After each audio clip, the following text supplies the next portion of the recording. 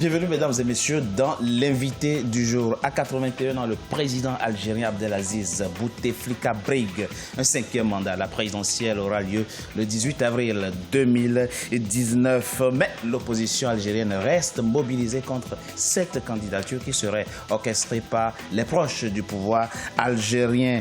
Nous recevons pour en parler M. Karim Tabou. Il est le président de l'UDS, l'Union démocratique et sociale, un parti d'opposition algérien. Il est notre invité du jour. Karim Tabou, bienvenue.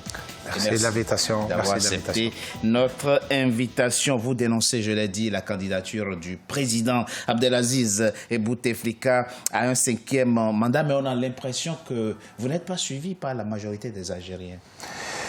Au fait, merci de l'invitation. J'espère passer un bon moment avec vous de débat. La situation n'est pas aussi simple qu'elle est émise d'Alger. Il y a un niveau de colère très puissant au sein de la population, notamment des jeunes qui ne comprennent pas comment un pays aussi riche que l'Algérie, un pays aussi vaste, il fait 5 ou 6 fois la France, le plus vaste pays du et qui est géré par une caste d'affairistes qui ont complètement volé, spolié le rêve des Algériens. Mais lorsqu'il y a quelques jours, le président Abdelaziz Bouteflika a rendu public sa candidature, on n'a pas vu les Algériens descendre dans la rue. Pas milliers ou pas millions pour oui, en ce moment même, il y a des manifestations qui ont eu lieu ce matin dans beaucoup de villes algériennes. Oui. Savez-vous que ce pays a vécu de traumatismes profonds? C'est vrai.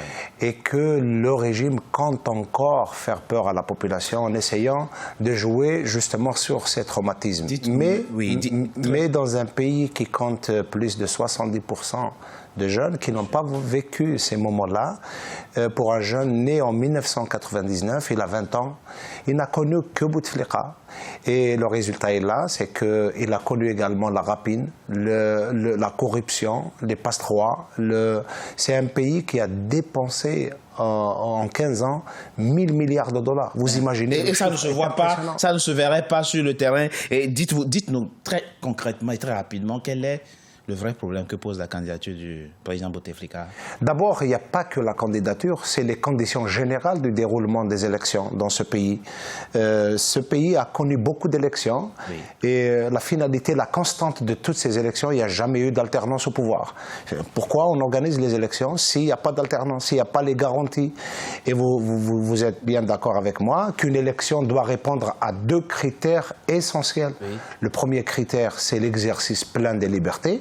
Dans un pays où il n'y a pas l'exercice des libertés, on est interdit de créer un parti politique, interdit de créer un syndicat. Il existe quand même des partis politiques. La preuve, l'UDS existe aujourd'hui, l'Union démocratique et sociale, votre parti, le parti que vous présidez, il existe aujourd'hui. Vous êtes en train de nous expliquer, M. Tabou, que la présidentielle, elle est pliée d'avance. Bien sûr qu'elle est... Le FLN et la coalition au pouvoir. Je précise juste que notre parti, malgré sa présence massive dans le milieu des jeunes, il peine à avoir l'autorisation du ministère de l'Intérieur. Donc vous comprenez bien que créer un parti n'est pas une chose facile. L'élection est pliée d'avance, les dés sont pipés. Bien sûr, mais le pouvoir vient de désigner Bouteflika non pas autant que candidat, mais on vient de le désigner président d'avance de la République. Et la preuve, je vous donne une preuve, c'est que le lendemain de son élection, il a procédé à la nomination du président du Conseil constitutionnel. Non. Vous imaginez? Le lendemain de sa désignation, vous voulez dire? Comme candidat, il désigne lui-même le président du Conseil constitutionnel, lequel Conseil constitutionnel a pour mission de contrôler et de vérifier la constitutionnalité des candidatures et des résultats. Vous imaginez dans un pays où un candidat est lui-même celui qui valide les résultats.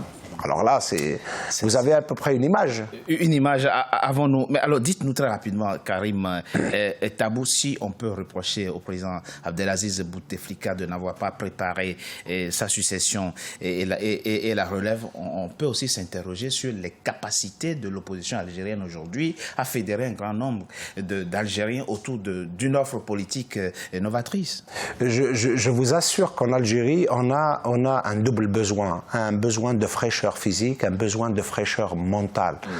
Pourquoi ça ne prend pas, la mayonnaise politique ne prend pas du côté de l'opposition? Parce que depuis les jeunes ne courent pas avec les partis politiques. Non, c'est pas l'image réelle. Vous savez, les lieux d'expression politique sont tellement diversifiés que l'absence justement, et vous avez raison sur la question, l'absence de partis politiques fiables entre parenthèses, qui soit une vraie opposition, qui se met du côté de la population, parce que dans le fonctionnement du régime, de beaucoup de régimes africains, on crée une devanture, on crée de faux partis politiques, de faux sénats, de faux députés, de fausses assemblées, et on émet une image vers l'extérieur comme des partis, comme des pays démocratiques. Ils répondent un peu à la forme, mais dans le fond, les partis politiques qui existent ne sont pas du côté de la population, ils sont devenus de simples instruments décoratifs d'un système politique. Pas tous, mais il y a dans la société une colère grandissante, réelle, qui s'exprime dans les stades, qui s'exprime à l'université, qui s'exprime dans la jeunesse, qui s'exprime dans tous les lieux d'expression populaire. Et aujourd'hui, la classe politique est mise en demeure par l'histoire. Soit il va se mettre du côté de ces jeunes qui sont en train de contester, qui sont en train de revendiquer le droit de se réapproprier ce pays. Ils sont la majorité.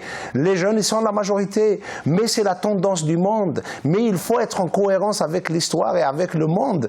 Quand je vois aujourd'hui, partout dans le monde, on donne la prime à la légitimité populaire, à l'élection de jeunes qui ont du talent, qui ont de l'engagement, qui ont la fraîcheur mentale, la fraîcheur physique. Oui. Nous sommes à l'ère du numérique, nous sommes à l'ère des technologies modernes. Et nous sommes dirigés par Il faut tourner la page Bouteflika. Il faut tourner la page de ces régimes qui sont incapables de procurer le bonheur. Nous restons témoins du déroulement du scrutin qui est prévu pour le 18 avril 2019. Espérons tout simplement pour vous. Vous êtes un grand pays, hein, le plus grand pays du continent. Nous l'avons dit, plus de 2 millions de kilomètres carrés. En tout cas, espérons que le scrutin se déroule de façon paisible et que petit à petit, vous arriviez à trouver les voies d'une... Le pays vient d'entamer une phase importante, quelle que soit la nature, quel que soit le déroulement des élections, mais en tout cas, la courbe descendante pour le régime a commencé. Karim Tabou, je rappelle que vous êtes le président de l'UDS, l'Union démocratique et sociale,